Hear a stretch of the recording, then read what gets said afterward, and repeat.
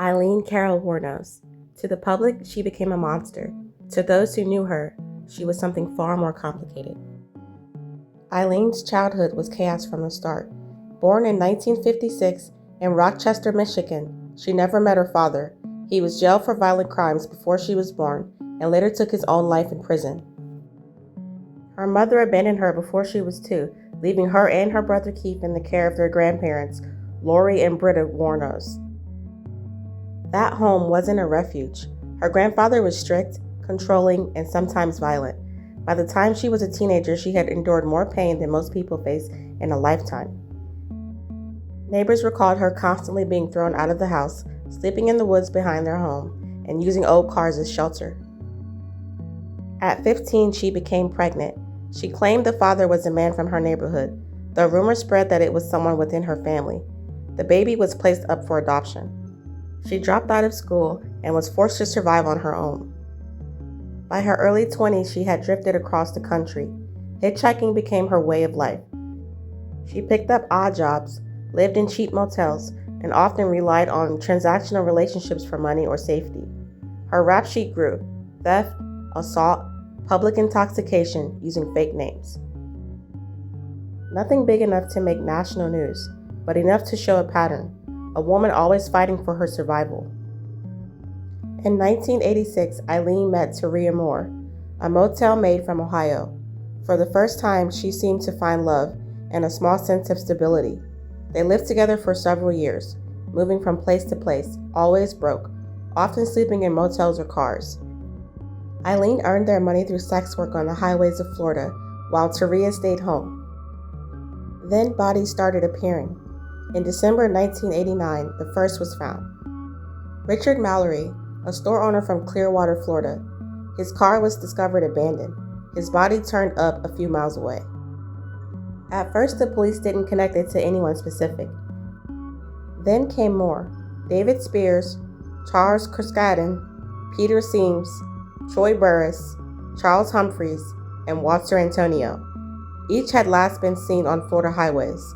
Each case showed signs of confrontation. Police noticed a pattern: middle-aged men, their cars stolen, and the last known witness often described as a woman who matched Eileen's appearance. A break came when investigators found a pawn shop receipt for one of the victim's belongings, with Eileen's fingerprint on it. That led to a nationwide manhunt.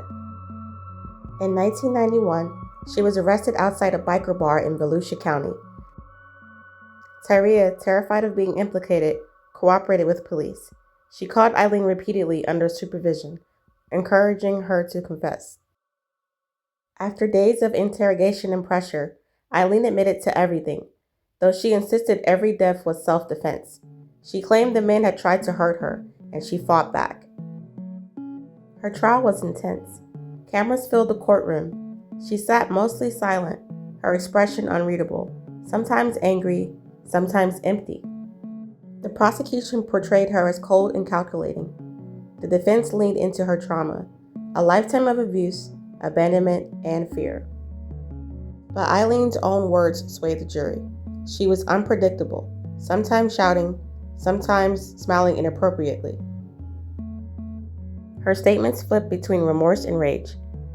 She said she had been protecting herself, but also she said she was tired of being used and wanted it to stop. In the years that followed, she awaited her fate. She became a cultural figure, the subject of interviews, documentaries, and the film Monster, which later won an Academy Award.